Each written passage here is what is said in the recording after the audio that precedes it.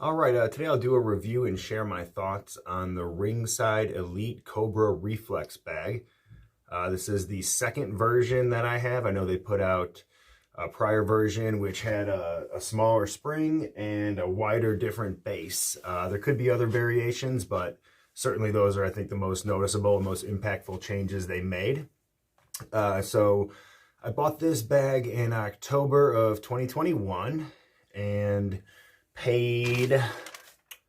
paid $265. Right now, I think you'll see it listed more like $319. There was some kind of promo code, like a Ringside 30% off or something maybe like that I capitalized on. So I actually ended up paying $265 with a discount, and then that includes tax and shipping. So $265 all in for this. So let's talk about the assembly. First things first, I guess. You get it, super easy to assemble. It probably took 10 minutes for everything that wasn't filling it with water. And so I will show you guys real quick in a little more detail here. All right, so obviously the assembly is going to start at the base. It's just one big piece here. It holds up to 140 pounds of sand or water. I opted to go with water, and it's worked out fine. It doesn't slosh around much. I filled it to the very top, and there's no movement when you're hitting it, really. It's pretty stable. So we fill it with water. Then you've got 8 bolts to get this piece on, 2 for the pole. This was a real quick, just slide it in and it's basically assembled. The spring, you do screw the spring on, and then aside from that, the final piece of assembly is just those 2 bolts right there that the pad covers. For durability, I would give this about a 9 out of 10. I've had it for 14 months. There's a couple months I didn't really hit it, and I'm pretty much the only one hitting it. So I'll hit it maybe twice a week.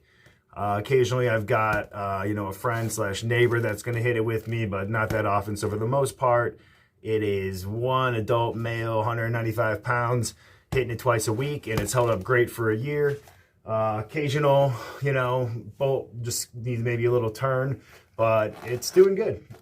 So throw a couple punches at it, just so you can kind of see how it reacts to like a hard punch or something like that. Maybe a couple light, then I'll pop it good.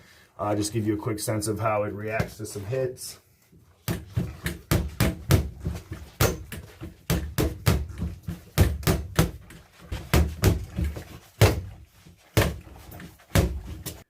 The recoil and the range is another thing I think I like about this bag. So the recoil in terms of the speed is, I haven't used one yet, but I don't believe it's as fast as like the Fierce Reflex bag. But it's definitely faster than the first version of this. The first version of this had a shorter spring, and I think it was a tighter spring. But this one kind of gives you enough play that it'll recoil pretty quick.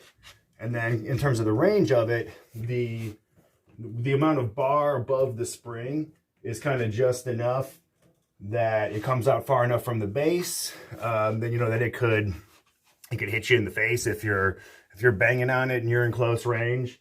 You can definitely get caught by this. So that makes it good for defense. For something like maybe a double end bag, which I actually haven't used yet, but a lot of them that I see, it seems like they're just kind of oscillating in a tighter radius. And this thing can get out pretty far. Occasionally I'll do a drill where I basically make sure my foot is touching the base of the bag, and then I'll hit it, and you're forced to just do a lot of defensive work, or you're going to get hit with the bag. So I do like it. I think it's really good for beginners. I think at some point, though, you may outgrow this. I may outgrow this, but it's definitely a great starting point there. Now, the bag itself is not leather, and it's not inflatable. They just stuffed it with foam and slapped some rubber on it. And I like it. I mean, it's, it's not too firm, but it's not too soft. You can get a good pop on it. It's a nice target. All right, so to recap, I would recommend this bag. I think it's got a lot of durability. For the price point, I think it's a good spend. And I like the improvements they made versus the first version.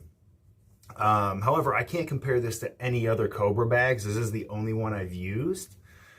But I've got no complaints, right? You know, so to me, I would recommend it to someone who's looking to start out. If you're already an advanced boxer, if you already got really quick hands, I'd probably skip this and jump right to, like, you know, the Fierce Reflex, which, although I haven't tried, you know, everything I've seen does say it's faster than all the other Reflex bags out there. But yeah, for anyone beginner, intermediate, I'd definitely give this this Ringside Cobra Elite Reflex bag a recommendation.